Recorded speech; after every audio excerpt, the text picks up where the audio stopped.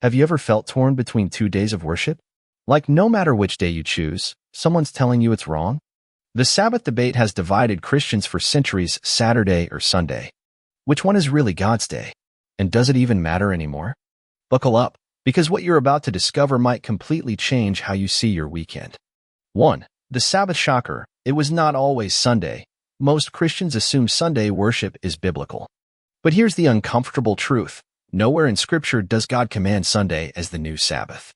The early church met daily, Acts 2 verse 46, and the shift to Sunday came later.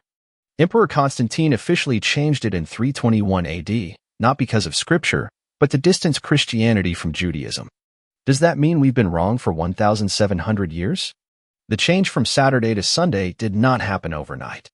For the first 3 centuries of Christianity, many believers kept both days, Saturday for rest and Sunday for resurrection celebration. But when Constantine made Christianity the state religion, political pressure mounted to distinguish Christian practice from Jewish tradition. Suddenly, Sunday became the official day, not because of biblical command, but cultural convenience. This historical pivot raises a crucial question. If God's commandment was so clear about the seventh day, how did human authority override it? And if we claim to follow Scripture alone, shouldn't that give us pause? Even more startling? Many early church fathers acknowledged the shift. Justin Martyr admitted in the 2nd century that Sunday was chosen for practical reasons, not divine instruction. Yet today, most churches present Sunday worship as if it's always been this way. The disconnect between history and modern practice is wider than most realize. 2. The Saturday secret. Why Judaism still holds the original day. Jewish believers never stopped keeping Saturday. They 8-11, where God never revoked the seventh-day command. Even Jesus kept Sabbath on Saturday. So why do not Christians? The answer lies in a theological earthquake you probably never saw coming. The Jewish roots of Sabbath run deep. From Genesis to Revelation, the seventh day is consistently tied to creation, God's perfect rhythm for humanity. Jewish scholars point out that the 10 Commandments do not say, "Remember the Sabbath," unless Messiah comes. They argue that if Jesus had intended to abolish Sabbath, he would have said so explicitly. Instead, he rebuked only the legalistic distortions of it. Consider this. The early Jewish Christians, Jesus' own disciples, continued keeping Saturday even after Pentecost. Acts shows Peter and John going to the temple at the hour of prayer, Acts 3 verse 1, which was the Sabbath time. If Sunday was the new standard, why did not they switch immediately? The answer might unsettle traditional assumptions. 3. The hope moment. What if both days miss the 5 that Sabbath keeping is a matter of conscience? Some early Christians observed Sunday to celebrate Christ's resurrection, Acts 20 verse 7, while others kept Saturday. Paul's radical idea? Let each be fully convinced in his own mind. Could freedom, not legalism, be the real answer? Paul's radical stance in Romans 14 was not just about food laws. It was a blueprint for grace in disputable matters. He essentially said, if you honor Sunday, honor it for the Lord. If you honor Saturday, honor it for the Lord. The early church's flexibility is eye-opening. Some fasted on Wednesdays. Others celebrated Easter on different dates. Yet they still called each other brothers. Here's the key. Paul was not dismissing Sabbath. He was elevating conscience over calendar. A modern parallel? Think of how some families celebrate Christmas on December 24th or 26th due to work schedules. The date is not sacred, the celebration is. Could Sabbath be the same? 4. The dark side of Sabbath wars. How this debate splits churches. Ever seen friendships break over worship days? I have. A pastor friend lost half his congregation when he preached on Sabbath freedom. Some called him a heretic. Others accused him of abandoning Scripture. The irony? Paul warned against judging each other over days and months. Yet we still do it. The division runs deeper than most admit. I've seen churches split over the color of carpet. Imagine the fallout over worship days. One denomination insists Saturday keepers are Judaizers, while another brands Sunday worshipers as pagans. Both sides claim biblical backing. Yet both miss Paul's warning in Colossians 2 verse 16, "Let no one judge you." Regarding a Sabbath day, the tragedy? This debate often drowns out the Sabbath's true purpose. A pastor in Texas told me his congregation spends more time defending their day choice than actually resting. When did Sabbath become a battleground instead of a blessing? 5. The practical solution. How to honor God without the guilt. Try this. Instead of fixating on the day, focus on the principle. God designed the Sabbath for rest and worship, not stress and arguments. Whether you choose Saturday, Sunday, or even a midweek Sabbath moment, the heart matters more than the calendar. One busy mom I know takes Tuesday afternoons for prayer. And guess what? God honors that. Practical Sabbath keeping starts with understanding its core, ceasing from what drains us to embrace what fills us. For a farmer, that might mean literal rest from plowing. For a software developer, it could mean unplugging from screens. The principle transcends culture and era. Take Maria, a nurse who works Sundays. She designates Mondays for scripture reading and nature walks. At first, she felt guilty until she realized her Monday Sabbath often refreshed her more than rush Sunday mornings ever did.